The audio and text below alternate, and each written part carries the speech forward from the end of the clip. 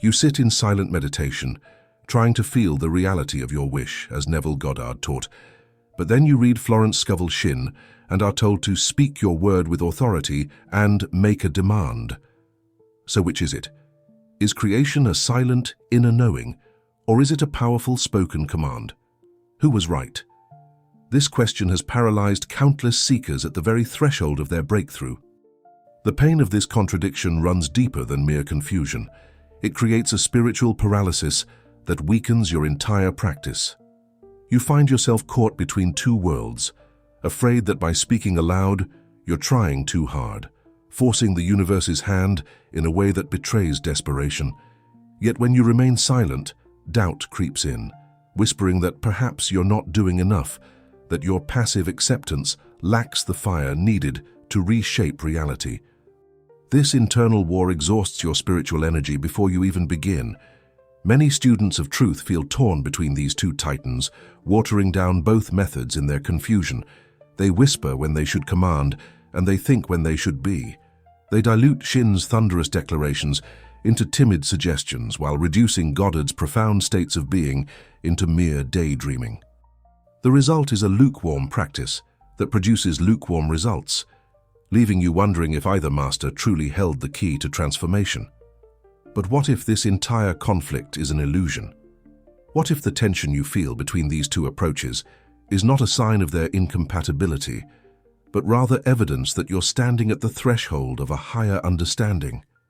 Tonight, we end this confusion forever. This video will dissect both paths with surgical precision and forge a unified, supremely powerful practice that leverages the genius of both masters, creating a method more potent than either could achieve alone. Let me introduce you properly to these two giants of manifestation. Florence Scovel Shinn, whom we'll call the spiritual lawyer, approached the universe as a divine courtroom where your word is law. She commanded reality with the authority of one who knows their rights in the cosmic order. Neville Goddard, the master dreamer, taught that you don't command reality, you become it, inhabiting your desire so completely that the outer world has no choice but to conform to your inner state. By the end of this video, you will have ultimate clarity on when to speak and when to be silent. You will learn how to combine Shinn's commanding power with Goddard's immersive reality. The final verdict, and this is the secret that changes everything, is that these masters were not in opposition. They were teaching two different sides of a single powerful coin. Understanding how they fit together is the secret to unstoppable manifestation that neither method alone can achieve. Before we dive deeper into this revelation, I want to know where you stand right now. Which method do you naturally lean toward? Are you Chakra Team Shinn, drawn to the power of the spoken word, feeling energized when you declare your truth aloud? Or are you Team Goddard, preferring the silent feeling, finding your power in the quiet certainty of inner knowing? Comment below, because by the end of this journey, you'll discover that choosing sides was never necessary. Florence Scovel Shinn's universe operates on a principle of divine partnership that fundamentally shapes how she approaches manifestation. In her world, you are never alone in your creative endeavors. You exist in constant collaboration with what she calls the infinite spirit, or the Christ within, a loyal, infinitely powerful partner that awaits your clear direction. This is not a distant, indifferent force, but an intimate presence that responds with mathematical precision to your spoken commands when they are imbued with unwavering faith. This divine partnership functions through a sacred contract. You provide the blueprint through your word, and the infinite spirit provides the manifestation. Your role is to be the architect of your desires, speaking them into existence with the authority of one who knows their divine rights. The spirit's role is to be the builder, taking your spoken specifications and constructing them in the physical realm with perfect accuracy. This is why Shinn emphasizes the power of the spoken word so strongly. It is the medium through which you communicate with your divine partner. In this model of duality, there is a clear distinction between you, the commander, and the spirit, the doer. You are the one who decides what should be, who sees the vision and articulates it with clarity and power. The spirit is the one who knows how to bring it about, who orchestrates the infinite details and synchronicities necessary for manifestation. This separation is not a weakness, but a strength, for it allows you to focus entirely on maintaining the clarity and authority of your command while trusting completely in your partner's ability to execute. The beauty of Shinn's model lies in its accessibility and its empowerment. You don't need to understand how the universe works or how your desires will manifest. You simply need to speak your word with the authority of one who has already been heard. Like a judge whose verdict becomes law the moment it is spoken, your word carries weight in the cosmic order. This is not wishful thinking or hopeful pleading. It is the exercise of a divine right that belongs to you by virtue of your very existence. Your word becomes law because it is backed by this infinite partnership. When you speak with faith, you're not speaking into a void or trying to convince an reluctant universe. You're activating a partnership that has existed since the beginning of time, one that has been waiting for you to claim your role as the conscious director of your life. The Spirit doesn't judge your commands or decide whether you deserve them. It simply responds to the clarity and conviction with which you speak. This partnership model explains why Shinn places such emphasis on the feeling of authority when you speak. You're not begging or negotiating. You're exercising a right that is already yours. You're not trying to manipulate reality. You're participating in its creation through the proper channels.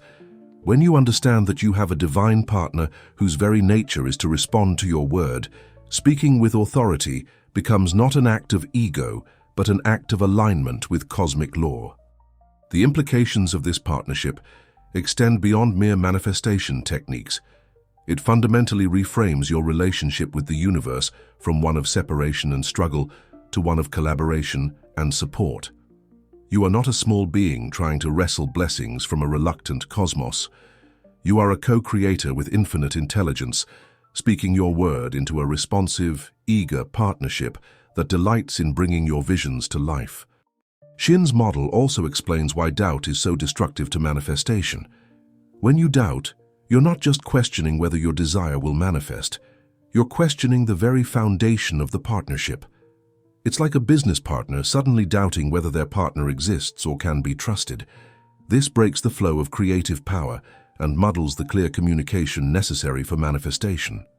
Faith then is not blind belief, but the recognition and trust in this established partnership. The spoken word in Shinn's system is not just sound vibrating through air, it is a creative force that sets universal law into motion. When you speak with the consciousness of this partnership, your words carry the weight of divine authority. They penetrate the fabric of reality and begin immediately to reshape it according to your declaration. This is why she insists that you must speak as if you have already received, for in the realm of this partnership, your word makes it so. Understanding this partnership model reveals why Shinn's techniques often feel so immediate and powerful. When you speak your word, you're not beginning a long process of manifestation, you're completing it in the invisible realm. The physical manifestation is simply the divine partner's response to your completed word. This is why she teaches that you should speak once with authority rather than repeat affirmations endlessly. In a true partnership, you don't need to repeat yourself. You need only to speak clearly and trust. This model of duality, you as commander and spirit as doer, creates a dynamic tension that generates manifestation power. It's like a battery with positive and negative poles. The separation creates the potential for energy to flow. Your consciousness provides the pattern, the spirit provides the power, and between these two poles reality is reshaped. This is the electrical current of creation that Shinn teaches you to activate with your spoken word. The profound truth hidden in Shinn's partnership model is that it acknowledges both your power and your limitations in perfect balance. You have the absolute power to command through your word, but you also have the wisdom to know that the execution belongs to a power greater than your conscious mind. This balance prevents both the ego inflation of thinking you must do everything yourself and the disempowerment of thinking you can do nothing. When you fully grasp Shinn's model of divine partnership, every spoken word becomes a sacred act. You understand that you are never speaking into emptiness, but always into a responsive, intelligent field that awaits your direction. Your voice becomes the instrument through which divinity expresses itself in form, and your word becomes the law by which reality reorganizes itself. This is the foundation of Shinn's spiritual technology, a partnership so profound that your very words become creative acts. Neville Goddard's universe operates from an entirely different premise, one that collapses all duality into a singular, breathtaking truth. There is no partnership because there is no other. In Goddard's radical, non-dual vision, you don't command a separate divine power. You are that power, dreaming yourself into endless experiences. God is not an entity you petition or partner with. God is your own wonderful human imagination, the only cause, the only power, the only reality that exists. This model shatters the comfortable distinction between creator and creation, between the one who commands and the one who executes. In Goddard's world, you are both the dreamer and the dream, the author and the story, the actor and the stage. There is no divine partner waiting for your commands because you are the totality of divinity itself, playing the cosmic game of limitation and expansion, forgetting and remembering, seeking and finding yourself in infinite disguises. Your imagination, according to Goddard, is not a faculty you possess, it is what you are. It is God individualized as you, experiencing itself through the limitation of a particular perspective. When you imagine something, you're not sending a request to a higher power or activating a universal law. You are the higher power and you are the law. Your assumption, your feeling of your wish fulfilled, is not a signal to creation. It is creation itself, the very act by which reality comes into being. This solitary creator model means that everything you experience is your own consciousness pushed out.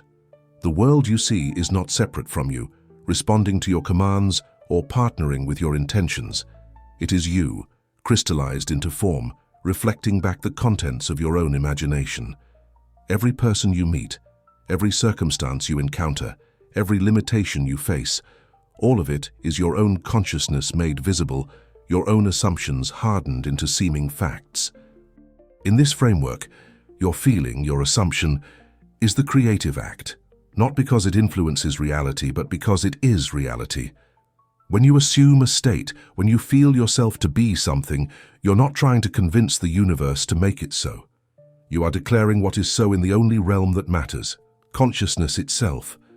The physical world, being nothing more than consciousness expressed, must conform to this inner declaration, not as an effect following a cause, but as a shadow following its object. The profound implication of Goddard's model is that you have no one to convince, no power to invoke, no partner to collaborate with. You need only to assume, to feel, to be. This is why he emphasizes the state of consciousness rather than the spoken word. Words in his system are only useful insofar as they help you assume a state. The state itself, the feeling of being, is the only reality, the only power, the only thing that matters in the creative process. This non-dual model explains why Goddard's primary technique is the feeling of the wish fulfilled rather than commanding or declaring. You cannot command yourself, you cannot petition yourself, you cannot partner with yourself in the traditional sense. You can only be yourself, but that self is infinite, containing all possibilities, capable of assuming any state, becoming any reality. Your task is not to make something happen, but to select what is happening in the infinite field of consciousness that you are. The solitary creator model reveals why Goddard places such emphasis on the first-person experience of your desire. You must feel it from within, as yourself, because there is no other perspective from which to create. You cannot imagine for another or from outside yourself, because there is no outside yourself.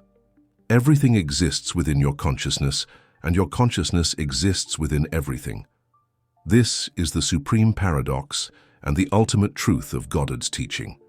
When you grasp that you are the solitary creator, the pressure to perform correct techniques dissolves. There is no external standard to meet, no divine partner to impress, no universal law to activate properly. There is only your own consciousness to be convinced, your own feeling to be assumed, your own state to be occupied. This is both the ultimate freedom and the ultimate responsibility, for it means that nothing outside yourself can grant or deny your desires. This model also explains why Goddard teaches that you cannot fail to create. You are always creating, always imagining, always assuming states of consciousness that crystallize into experience. The question is not whether you will create, but what you will create. Every moment you are selecting from infinite possibilities within your own consciousness, and these selections become your experienced reality. You cannot turn off this creative power any more than you can cease to exist. The absence of duality in Goddard's system means that there is no delay between cause and effect, no gap between imagination and reality. When you imagine, it is done. The feeling of the wish fulfilled is not a preview of future reality. It is reality itself, complete and perfect in consciousness. What you call the time delay between imagination and manifestation is simply the process by which consciousness translates itself into the language of the physical senses. Understanding yourself as the solitary creator revolutionizes the concept of faith. Faith is not belief in something external to yourself, not trust in a divine partner's ability to deliver. Faith is the recognition of what you are, the only creative power in your universe. It is the remembrance that your imagination is God, that your assumptions are creative acts, that your consciousness is the only substance from which reality is formed. The radical nature of Goddard's non-dual model cannot be overstated. It means that every problem you face is self-created, but it also means that every solution lies within your own consciousness. It means that you are absolutely responsible for your reality, but it also means that you have absolute power to change it. It means that you are alone in the ultimate sense, but it also means that you are all that is, containing within yourself infinite love, infinite power, infinite possibility. This solitary creator model explains why Goddard's techniques feel so intimate and internal. You're not performing for anyone, not trying to convince anyone, not partnering with anyone. You're simply being yourself, but yourself as you choose to be, yourself occupying the state of your fulfilled desire. This is not a technique you do, it is what you are. You are always assuming a state, always being something. Goddard simply teaches you to do consciously what you have always done unconsciously. The power of the solitary creator model lies in its completeness. There are no external factors to consider, no divine moods to navigate, no cosmic laws to appease. There is only consciousness, your consciousness, selecting states of being that then express themselves as your life. This is why Goddard insists that changing your life is as simple as changing your state of consciousness. You don't need to change the world. You need only to change your assumption about it, and the world, being your consciousness expressed, must change accordingly. Florence Scovel Shinn's method of the outward decree represents a bold, active engagement with the creative process that treats the spoken word as a metaphysical tool of immense power. When she instructs you to speak your word, she's not suggesting gentle whispers or timid requests. She's commanding you to stand in your divine authority and make declarations that shake the very foundations of your current reality. "I now smash and demolish every discordant thought," she would have you proclaim. "I demand my divinely given supply." These are not affirmations in the modern diluted sense. They are metaphysical commands that expect immediate obedience from the universe. The physical act of speaking in Shinn's system is not merely symbolic, it is the actual mechanism of creation. Your vocal cords become the instrument through which divine law is activated. The vibration of your voice, charged with faith and authority, penetrates the invisible substance from which all things are formed.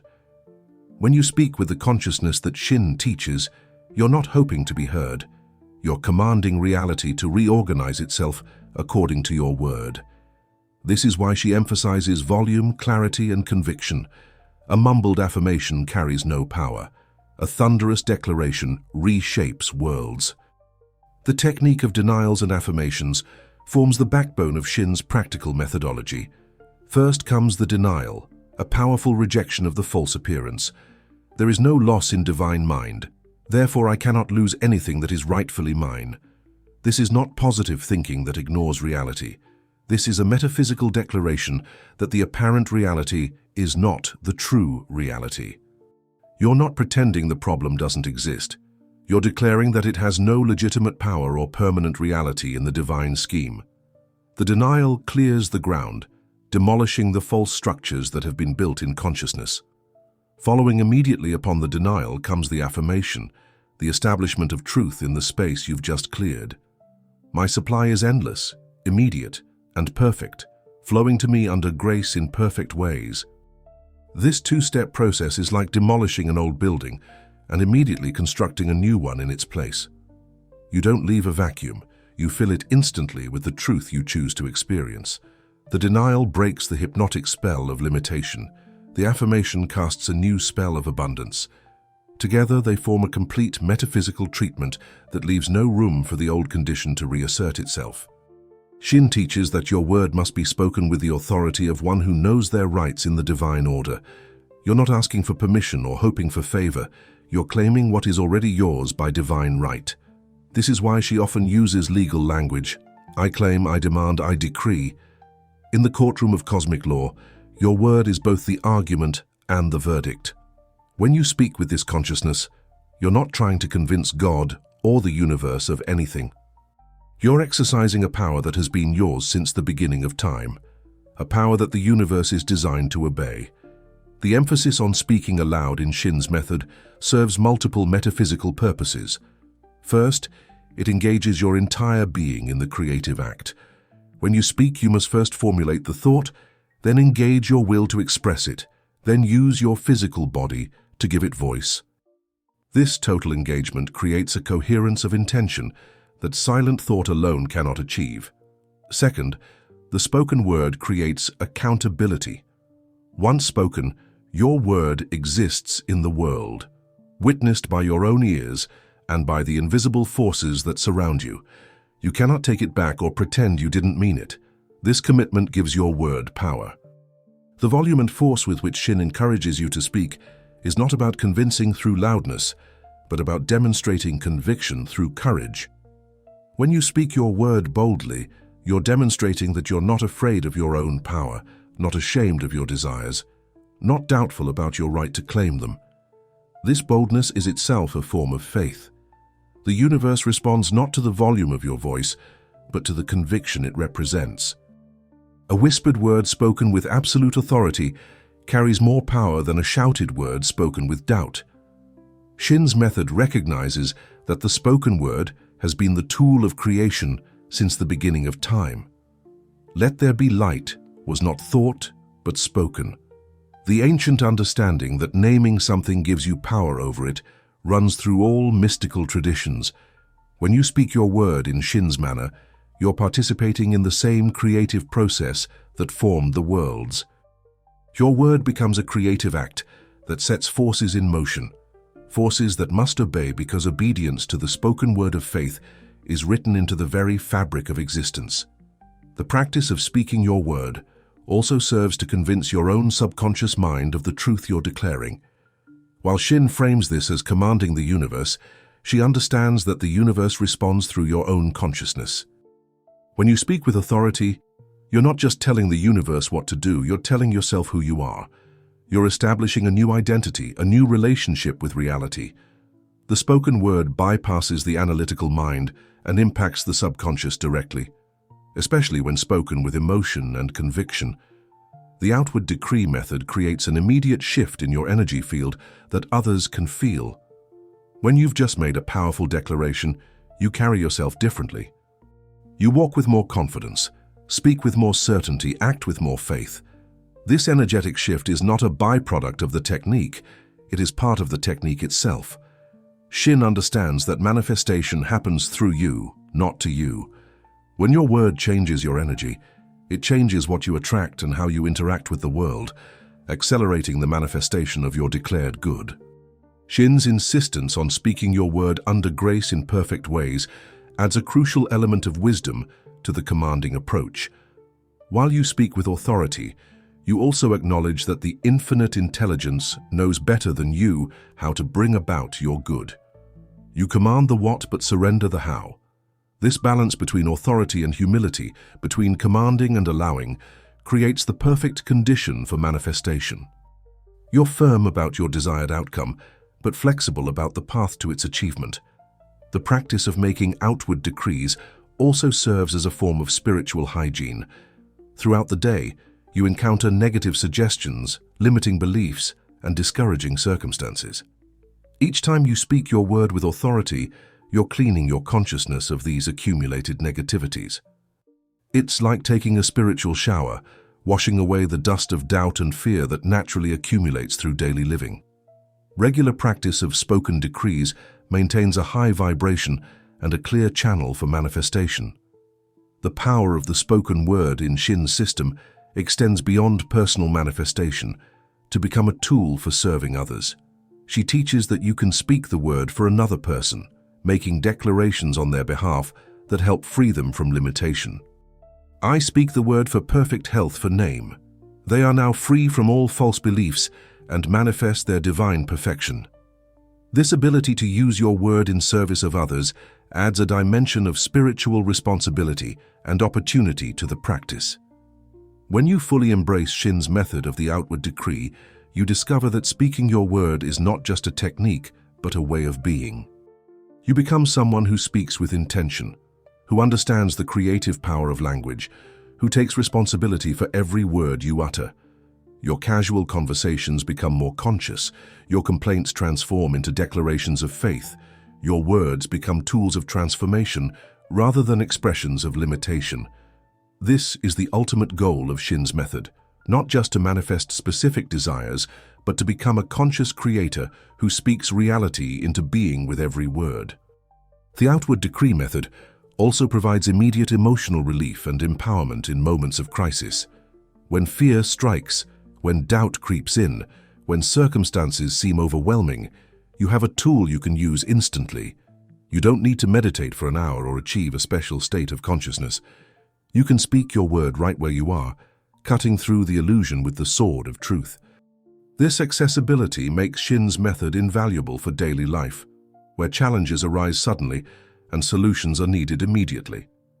The culmination of Shinn's outward decree method is the development of what she calls the word of authority, a state of consciousness where your every word carries creative power because you have trained yourself to speak only truth, only faith, only love.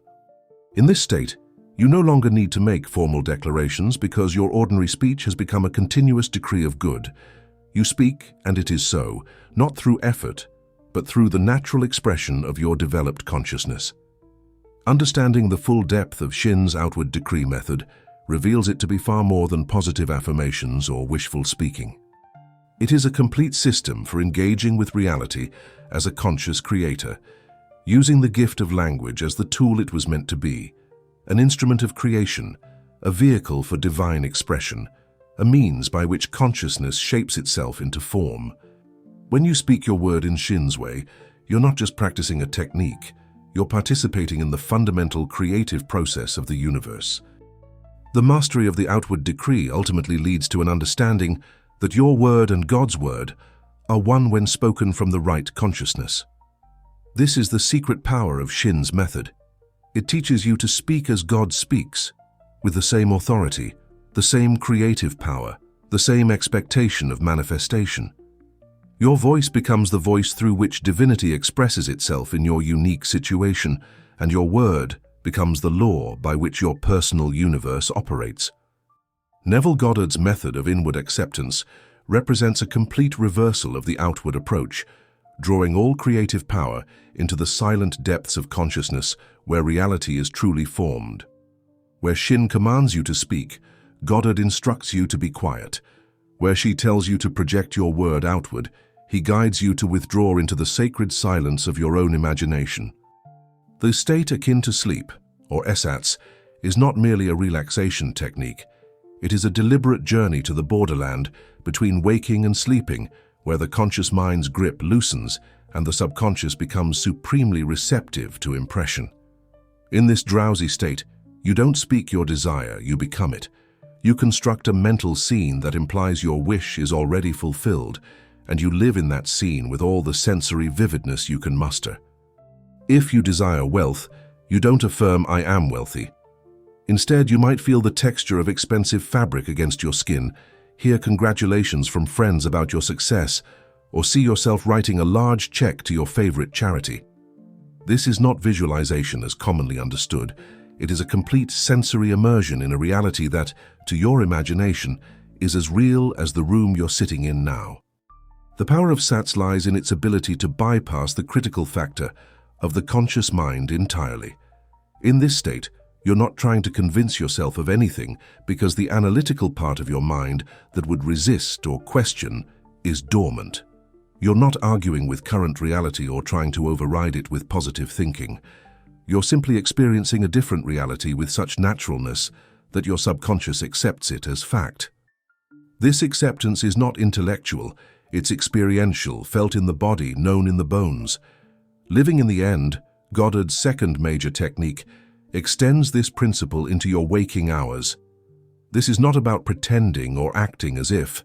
It's about carrying the feeling of your fulfilled desire with you as a constant companion, a quiet knowing that permeates your being.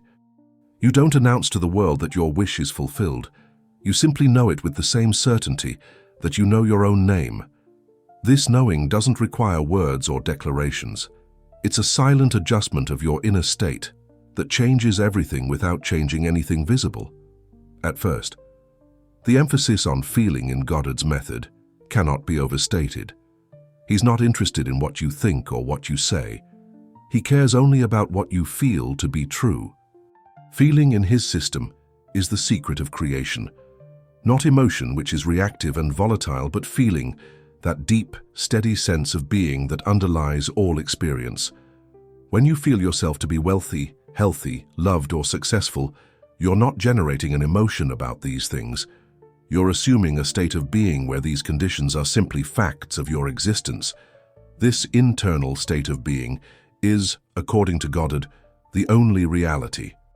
The external world is merely consciousness pushed out, a three-dimensional shadow of four-dimensional consciousness. When you change your state of consciousness, you don't influence reality.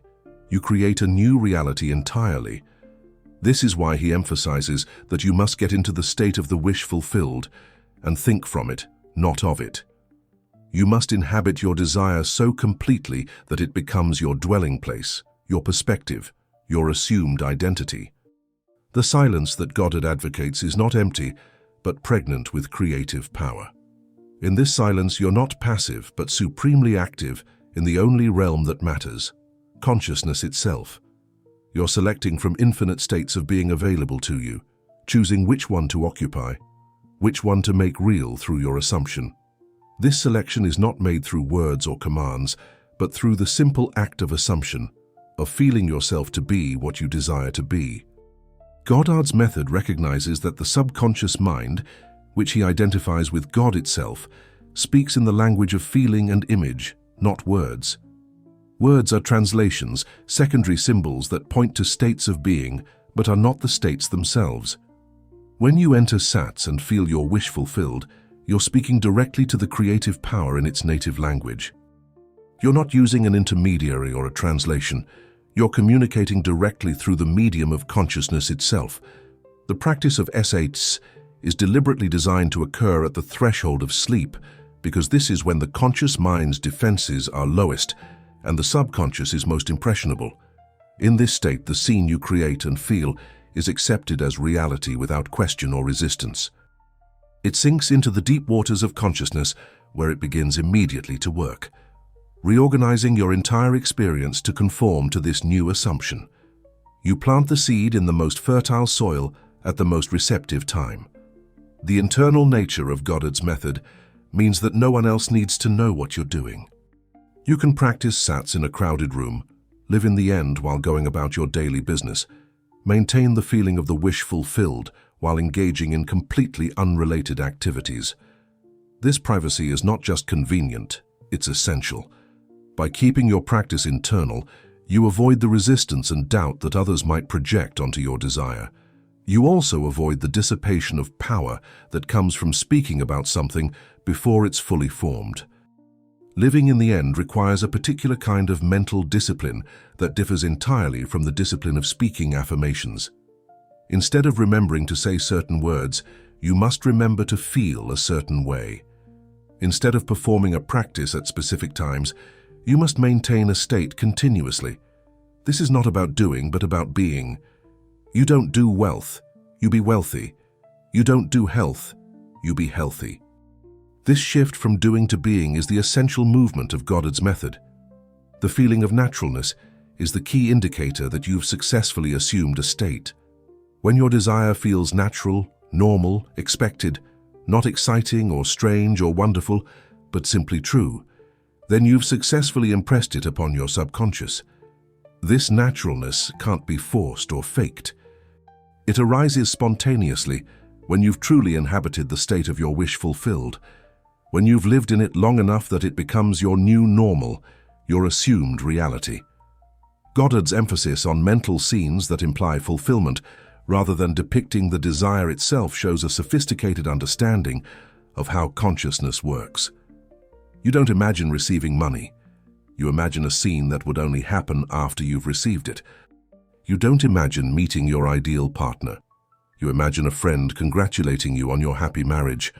This approach automatically places you beyond the desire, in the state of satisfaction, in the consciousness of having rather than wanting. The power of the inward acceptance method lies in its recognition that consciousness is the only substance from which reality is formed. By changing your state of consciousness, you're not trying to influence physical conditions. You're changing the template from which physical conditions are projected. It's like changing the film in a projector. You don't try to change the images on the screen. You change the film and the images change automatically. The silence of Goddard's method is also a form of faith. When you don't feel the need to speak your desire, to affirm it, to convince anyone, including yourself, of its reality, you're demonstrating the highest form of faith, the faith of knowledge. You know your desire is fulfilled in the same way you know the sun will rise tomorrow. This knowing doesn't require words or proof or confirmation. It simply is, and from this isness, all manifestation flows. The practice of sats and living in the end creates a unique relationship with time.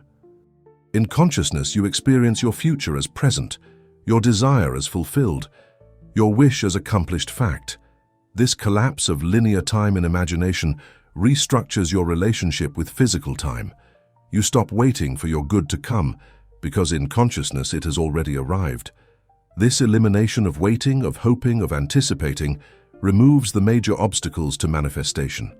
The inward acceptance method also cultivates a profound intimacy with your own consciousness.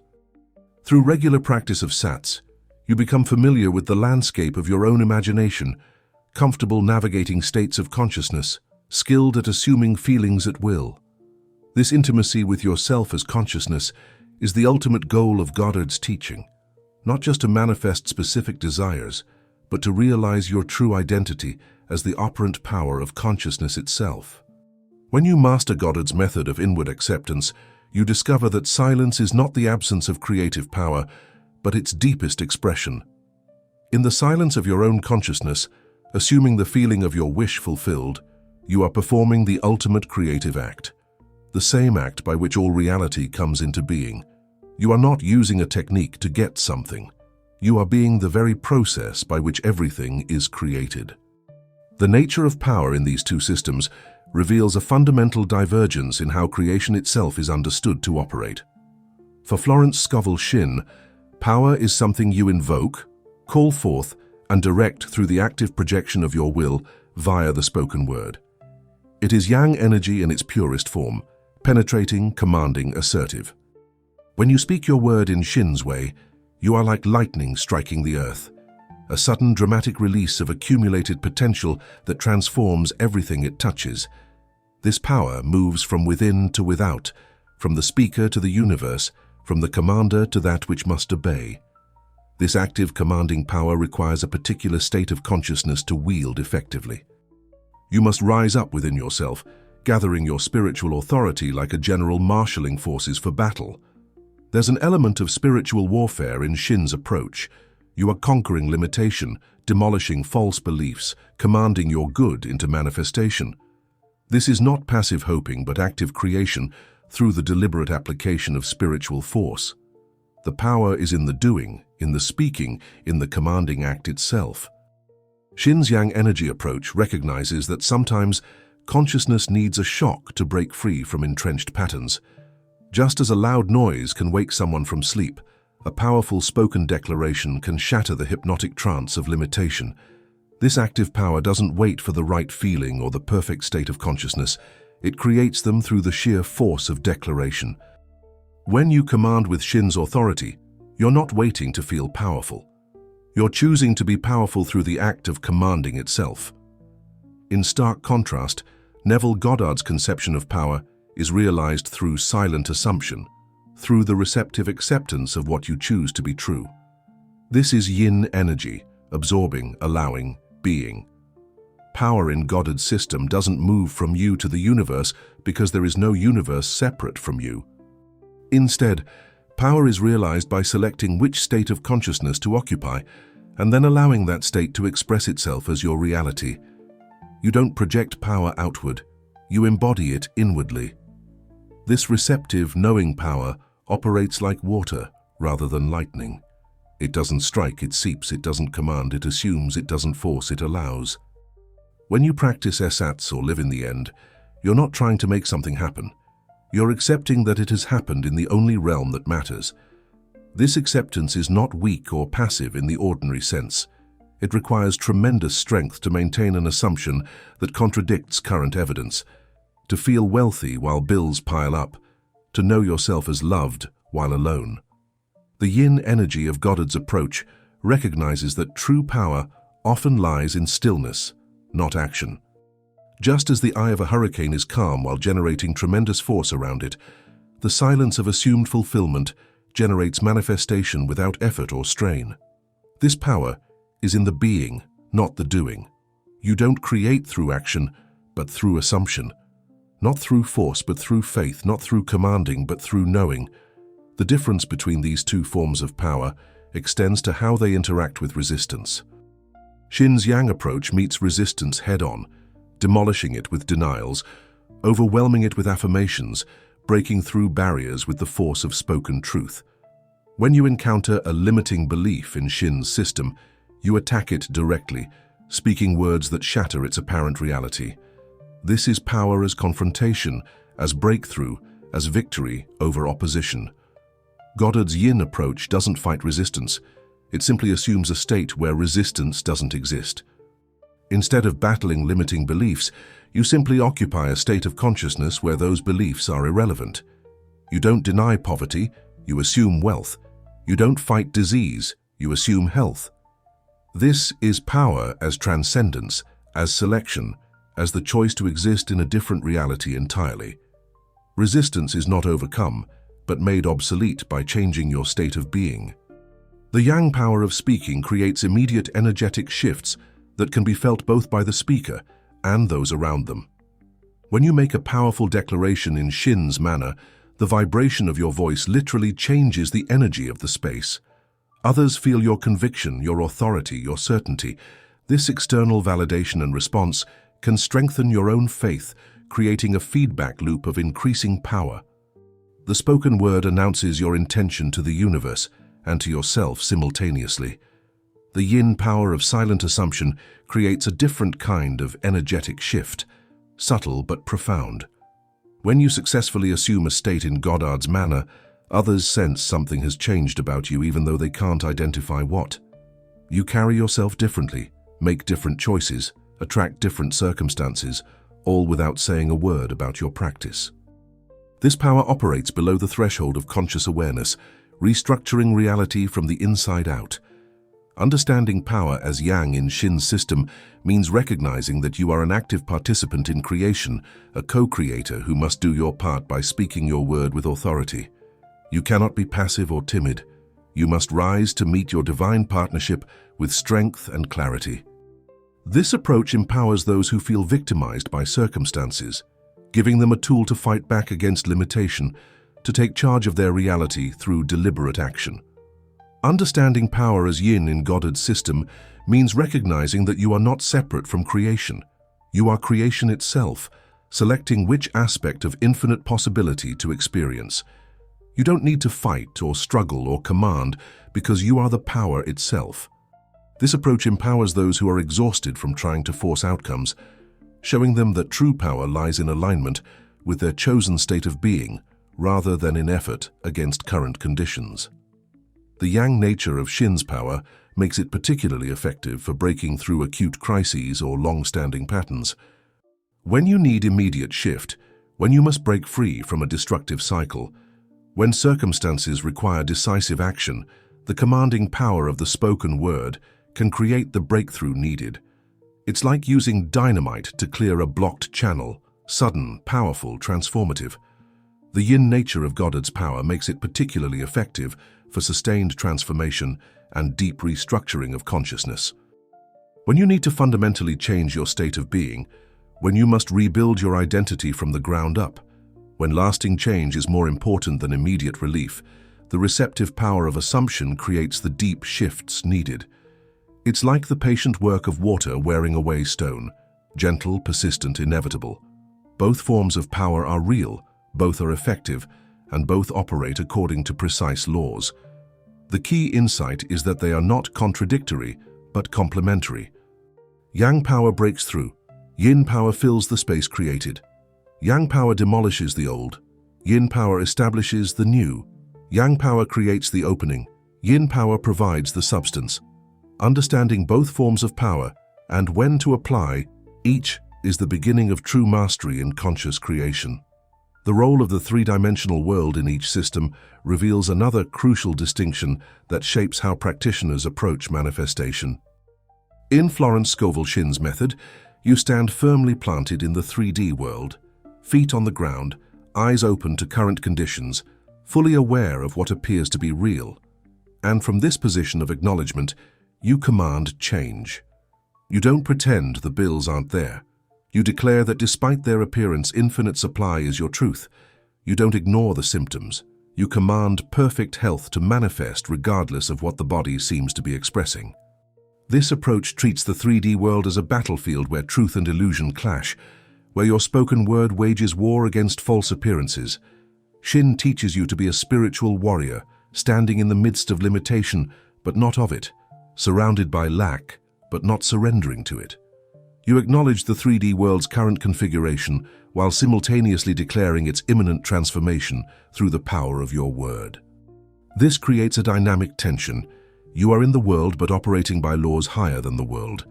When you practice Shinn's method, you maintain full awareness of physical circumstances while declaring their powerlessness over your true reality. This isn't denial in the psychological sense. It's a metaphysical stance that says, I see you, limitation, but you have no legitimate power over me. You stand in the doctor's office and declare perfect health. You look at your bank statement and declare infinite supply. You face rejection and declare yourself divinely loved. This requires tremendous courage because you're contradicting evidence while looking directly at it. The 3D world in Shinn's system is like a courtroom where false evidence appears to be presenting a compelling case against your good. But you, knowing the higher law, stand up and object, declaring this evidence inadmissible, calling forth witnesses from the invisible realm to testify to a different truth. Your spoken word is both your objection and your closing argument, delivered with such authority that reality itself must render a verdict in your favor. In complete contrast, Neville Goddard's method requires you to leave the 3D world entirely during your creative process. When you enter ersatz, when you live in the end, you withdraw your attention completely from current conditions and inhabit an entirely different reality and consciousness. You don't fight the 3D world or command it to change. You simply abandon it for a different state of being. This is not escapism, but a recognition that the 3D world is merely consciousness crystallized, and to change the crystallization, you must change consciousness itself. Goddard's approach treats the 3D world as a shadow that must conform to whatever is held in consciousness. You don't argue with shadows or command them to change shape. You simply adjust the object casting the shadow. When you fully inhabit the state of your wish fulfilled in imagination, you're not trying to change the 3D world. You're changing the template from which the 3D world is projected. The physical must then reconfigure itself to match your new state of consciousness, not as an effect following a cause, but as a shadow following its object. This withdrawal from the 3D world in Goddard's practice is not a rejection of physical reality, but a recognition of its secondary nature. The physical world is not the cause of anything, it is only the effect of consciousness. To give it attention during the creative process is to reverse the flow of causation, to make the effect into a cause. This is why Goddard insists you must think from your wish fulfilled, not of it. You must inhabit a consciousness where the 3D world already reflects your desire. The difference in how these systems relate to the 3D world creates different experiences during manifestation. With Shinn's method, you often experience a period of tension where your declarations seem to battle against stubborn physical conditions. You speak abundance while bills arrive, declare health while symptoms persist. This can feel like a test of faith, a trial by fire where your spoken word must prove stronger than apparent facts. The 3D world seems to push back, and you must push harder with your declarations. With Goddard's method, you often experience a period of disorientation where you live in two worlds simultaneously. The world of imagination where your wish is fulfilled, and the physical world where it appears not to be. This isn't a battle, but a strange double vision where you know one reality in consciousness while observing another with your physical senses. The challenge is not to overcome the 3D world, but to remain loyal to your imaginal experience despite contradictory sensory evidence. Shinn's relationship with the 3D world empowers immediate action even in the face of opposition. You don't need to wait for conditions to improve before speaking your word. In fact, the worse conditions appear, the more powerful your declaration becomes. Every challenge becomes an opportunity to demonstrate the superiority of spiritual law over material appearance. This makes Shinn's method particularly powerful for those who need to maintain function and faith while dealing with pressing physical challenges. Goddard's relationship with the 3D world cultivates a profound detachment that can feel like freedom or dissociation depending on your perspective.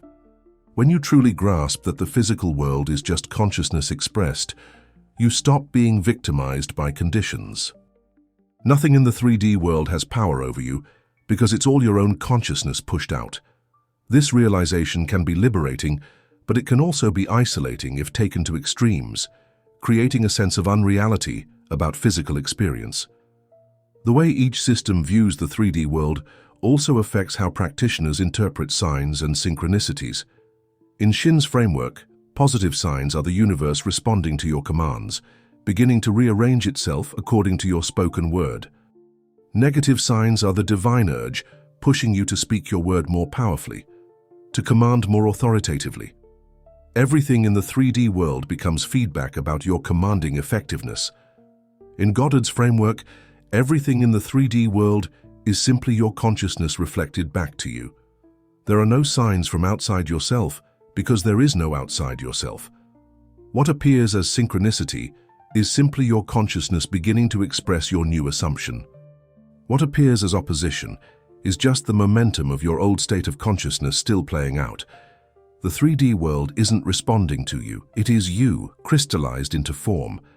Understanding these different relationships with the 3D world reveals why some people resonate more with one method than the other. Those who need to feel actively engaged with reality, who draw strength from standing up to challenges, who find power in speaking truth to limitation, these souls often thrive with Shinn's approach. Those who need to transcend current conditions entirely, who find power in withdrawal and assumption, who resonate with the idea that reality is malleable consciousness. These souls often thrive with Goddard's approach. Despite their apparent opposition, these two titans of manifestation converge on several fundamental points that reveal the deeper unity underlying their different approaches. Both Shinn and Goddard agree absolutely that faith is the essential ingredient without which no manifestation can occur. For Shinn, faith gives power to your spoken word, transforming mere sounds into creative commands that reshape reality. For Goddard, faith is the feeling of naturalness that allows you to maintain an assumption despite contradictory evidence.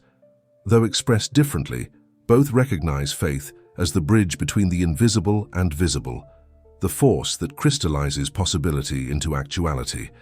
Both masters also agree completely that the inner world is the cause and the outer world is the effect. Shinn speaks of the divine design, held in consciousness, that must outpicture itself in form. Goddard speaks of consciousness as the only reality that pushes out into physical expression. Neither believes that external conditions have independent power or causative force. Both teach that, to change your life, you must change something within yourself. Whether that's the words you speak with authority or the state you assume in consciousness. The subconscious mind, though described differently, plays the crucial creative role in both systems. Shinn calls it the realm where divine patterns are held and from which manifestation springs. She knows that her spoken words must reach and reprogram this deeper mind to be effective. Goddard identifies the subconscious directly with God itself, the creative power that fashions reality according to the assumptions it accepts. Both understand that conscious desire alone creates nothing. It must be impressed upon the subconscious to manifest. Both teachers emphasize the importance of feeling, though they apply it differently. Shinn insists that your spoken word must be charged with feeling to carry power. Mechanical affirmations spoken without conviction accomplish nothing.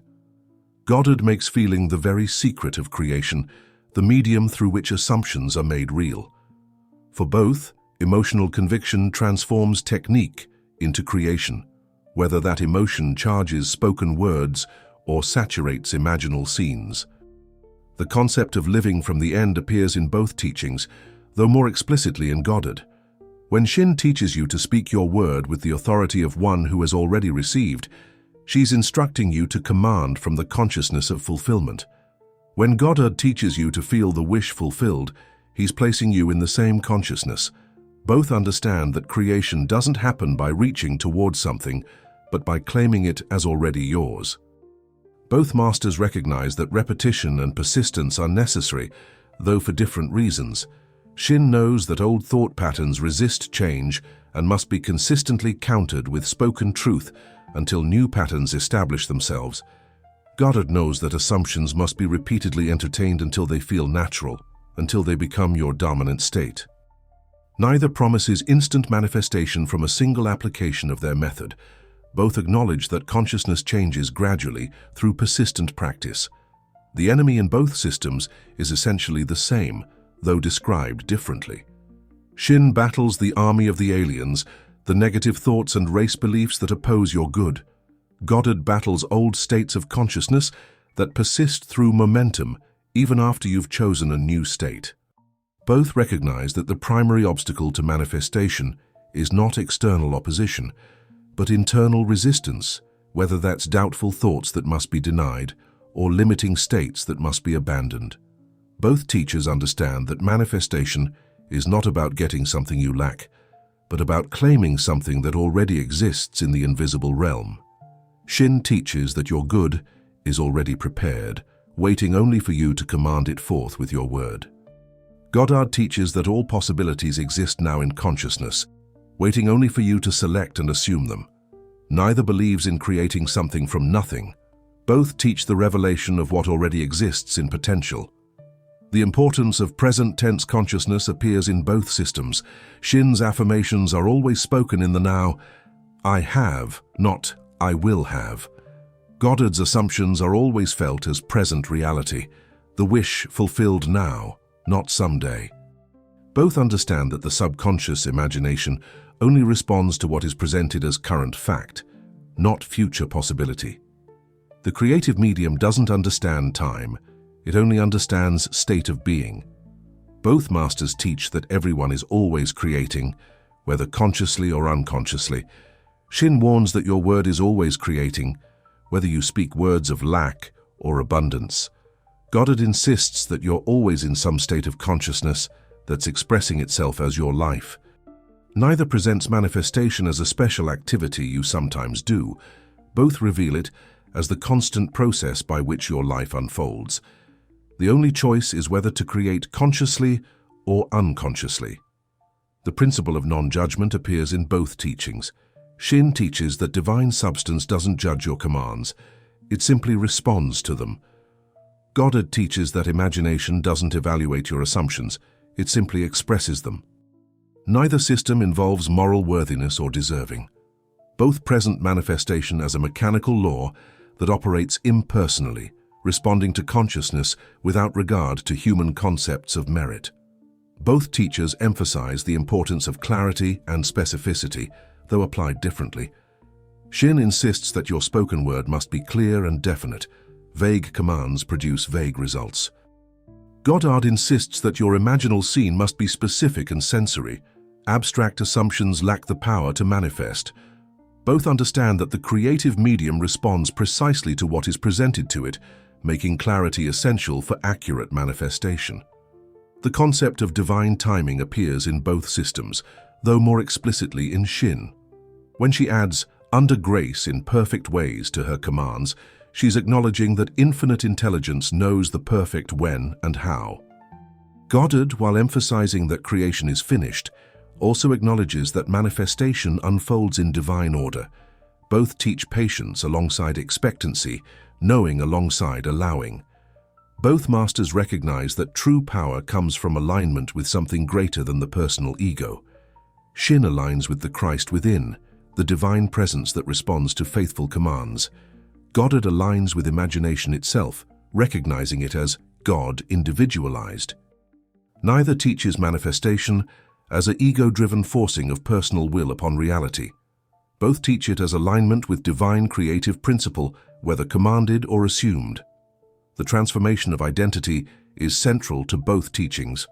Shinn's method transforms you from victim to commander, from beggar to divine heir with rights to claim. Goddard's method transforms you from separate being to God itself, dreaming the dream of your life.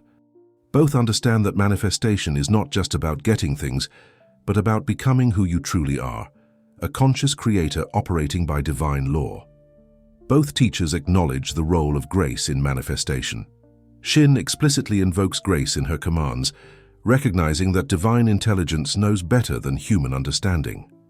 Goddard speaks of the gift of faith, the grace by which assumptions harden into fact. Neither presents manifestation as pure mechanical technique. Both recognize an element of divine participation that transcends human effort. The final verdict emerges with crystal clarity.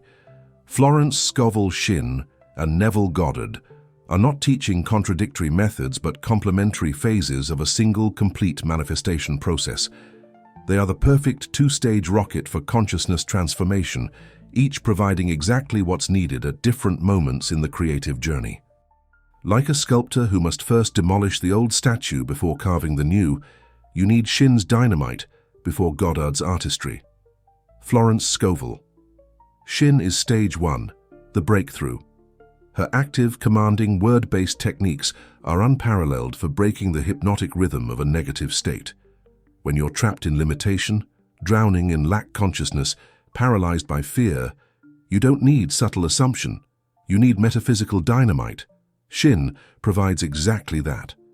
Her spoken declarations blast through the crystallized thought patterns that have held you captive, creating space for something new to emerge. Think of Shinn's method as the demolition crew that clears the construction site. Before you can build your new reality, you must clear away the debris of the old. Her denials shatter false beliefs like a wrecking ball through condemned structures. Her affirmations clear the rubble and prepare the ground. This is not gentle work. It's powerful, sometimes violent in its spiritual force, necessarily so because entrenched patterns don't yield to whispers. Neville Goddard is stage 2, the occupation. Once the ground is cleared, once the old state is shattered, his passive, feeling-based techniques become the perfect tool for building and inhabiting the new reality. His methods are the architectural plans and the interior design for your new state of consciousness. Where Shinn creates the space, Goddard fills it. Where she demolishes, he constructs. Where she commands change, he embodies it. The genius of this two-stage approach is that it addresses both the resistance of the old and the establishment of the new. Many people fail in manifestation because they try to build on uncleared ground, attempting to assume new states while old beliefs remain intact. Others fail because they're excellent at destroying old patterns but don't know how to establish new ones. leaving themselves in a vacuum that quickly fills with the same limitations they just cleared. When you understand these as stages, rather than alternatives, the confusion dissolves. You're not choosing between Shinn and Goddard. You're using both in their proper sequence. When facing a stubborn problem, you begin with Shinn's commanding word to break its hold on your consciousness. Then, in the space created by that breakthrough, you apply Goddard's assumption to establish your new reality. This is the complete cycle of conscious creation. The two-stage rocket metaphor is precise. Shinn's method provides the initial thrust needed to break free from the gravity of current conditions. Her spoken commands generate the explosive force required to overcome inertia. But once you've broken free, you need Goddard's method to navigate in the weightlessness of pure potential, to direct yourself toward your chosen destination and establish stable orbit there. This unified approach also resolves the timing question that plagues many practitioners. Use Shinn when you need immediate breakthrough, when circumstances feel overwhelming, when you must shatter a long-standing pattern. Use Goddard when you need to establish lasting change, when you're building new identity, when you're ready to inhabit rather than fight. Most manifestations require both, the fight to break free and the peace to remain free. The complementary nature of these methods extends to different areas of life. Some challenges respond better to commanding authority, others to quiet assumption. Financial lack often requires Shinn's commanding word to break poverty consciousness. Love and relationships often require Goddard's gentle assumption of being loved. Health might need Shinn's denial of disease, followed by Goddard's assumption of vitality. Mastery means knowing which tool to use when. Understanding these as complementary stages also explains why many people plateau in their manifestation practice. Those who only use Shinn's method may find themselves constantly battling, always breaking through, but never establishing lasting change. Those who only use Goddard's method may find themselves assuming new states that quickly collapse back into old patterns because the ground wasn't properly cleared. The full journey requires both the warrior and the dreamer. The synthesis of these two approaches creates a power greater than either could achieve alone. You need both the general and the king in your consciousness. The general, Shinn's commanding presence, who leads the charge against limitation, who marshals the forces of truth against the armies of doubt, who speaks with such authority that reality itself stands at attention. And the king, Goddard's sovereign being, who rules from the throne of fulfilled desire, whose very presence establishes order, whose assumed state becomes the law of the land. When you embody both archetypes, you become unstoppable. The general in you knows how to fight when fighting is needed, how to command when commands must be given, how to use your voice as a weapon against limitation. The king in you knows how to rule through being rather than doing, how to establish reality through presence rather than force, how to maintain order through assumption rather than constant battle. This synthesis transforms you from a person using techniques into a being operating from mastery. You no longer ask, should I speak or be silent? You know intuitively which aspect of your power to engage. Facing sudden crisis, the general rises up, speaking commands that shatter fear. Establishing new reality, the king assumes the throne, radiating the quiet certainty of fulfillment. Both exist within you, ready to serve the highest good. The unified practice creates a spiral of ever-increasing power. Each time you successfully break through with Shinn's method and establish with Goddard's, you strengthen both capacities. Your commanding word carries more authority because it comes from one who knows how to inhabit victory. Your assumptions hold more power because they're established in consciousness that's been cleared of opposition. Each successful cycle makes the next one easier and more powerful. This synthesis also resolves the exhaustion many feel from trying to maintain a single approach. Pure commanding can be draining. You can't always be in battle mode. Pure assumption can feel passive when action is needed, but when you flow between both modes naturally, you find a sustainable rhythm. Command when commanding is needed, assume when assuming is right, and rest in the knowledge that you have access to both powers. Stop choosing between the warrior and the dreamer. You must be both. This is the ultimate message of empowerment that emerges from understanding Shinn and Goddard, as complementary rather than contradictory. You are not limited to one mode of creation. You have access to the full spectrum of creative power, from the thunderous command that shatters limitation to the silent knowing that establishes new reality. Your voice can shake foundations when needed. Your silence can rebuild worlds when called for. Use the power of Shinn's spoken word to shatter the chains of your old reality. When poverty consciousness grips you, don't whisper. Roar your abundance into being. When disease appears, don't whimper. Command perfect health with the authority of one who knows their divine rights. When fear paralyzes, don't cower. Speak words that demolish fear's very foundation. Let your voice become the sword that cuts through illusion, the hammer that breaks the chains, the light that banishes darkness. Then, in the space you've created through command, use the power of Goddard's silent feeling to step into the freedom you have just claimed. Once the chains are broken, don't stand in the rubble. Ascend to the throne. Once the battle is won, don't remain a warrior. Become the sovereign. Feel yourself into the reality your commands have made possible. Inhabit the state your words have cleared space for. Become what you have declared yourself to be. Speak the law, and then become the law. This is the complete cycle of conscious creation. Your word establishes the law in the external realm of effects, declaring what must be so. Your assumption establishes the law in the internal realm of cause, becoming what you have declared. Together, they create an unbreakable circuit of manifestation, each reinforcing the other, until your desired reality has no choice but to crystallize into form. This dual mastery makes you dangerous to limitation and irresistible to abundance. Limitation cannot withstand your commanding word, and it cannot re-establish itself against your assumed state. Abundance cannot resist your clear commands, and it cannot escape the gravity of your fulfilled consciousness. You become a complete creator, capable of both destroying what doesn't serve and building what does. The empowerment of this synthesis extends beyond personal manifestation to become a way of being in the world. You walk through life with the confidence of one who can command when necessary, and the peace of one who knows all is well. You face challenges not with fear, but with curiosity about which aspect of your power wants to be expressed. You become a living demonstration that humans need not choose between power and peace, action and being, commanding and allowing. This message is especially powerful for those who have felt torn between different teachings, different teachers, different approaches. You don't have to choose a camp. You don't have to limit yourself to one methodology. The greatest power comes from integration, from synthesis, from recognizing that different tools serve different purposes, and mastery means knowing when to use each one.